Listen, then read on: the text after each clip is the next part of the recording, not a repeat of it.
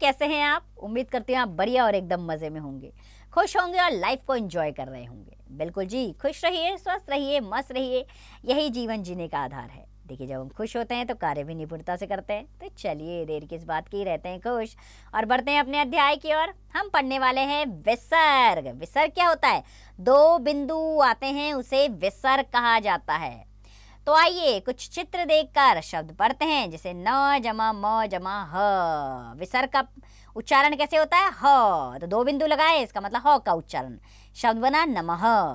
दू जमा ख जमा ह, यानी कि दुख। छ जमा विसर्ग, क्या बना? छह। ह का उच्चारण आएगा। आइए पढ़ते हैं। प्रातः 6 बजे उठो, सभी को नमः करो, पुनः अपना पाठ याद करो, स्वतः पाठशाला जाओ, निसहाय की सहायता करो, अपनी बात निसंकोच करो। तो यहाँ पर कई शब्द हैं, जैसे प्रातः, छह, नमः, पुनः, स्वतः, निसहाय, निसंकोच। इन सब में विसर्ग का प्रयोग हुआ है, यानी कि दो बिंदुओं का प्रयोग हुआ है और उच्चारण ह की तरह होगा इसमें। चलिए, अभ्यास प्रश्न आ गए हैं। पहला प्रश्न, उचित वर्ण पर विसर्ग लगाकर शब्द पूरे कीजिए। नम, नम में अंत में हम विसर्ग लगाएंगे, बनेगा नमः।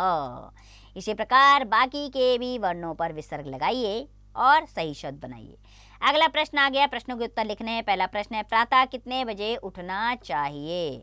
तो प्रातः 6 बजे उठना चाहिए। बाकी के प्रश्नों के उत्तर आप इसी प्रकार अध्याय के माध्यम से देंगे। तीसरे प्रश्न पर आ गए हैं, कीजिए।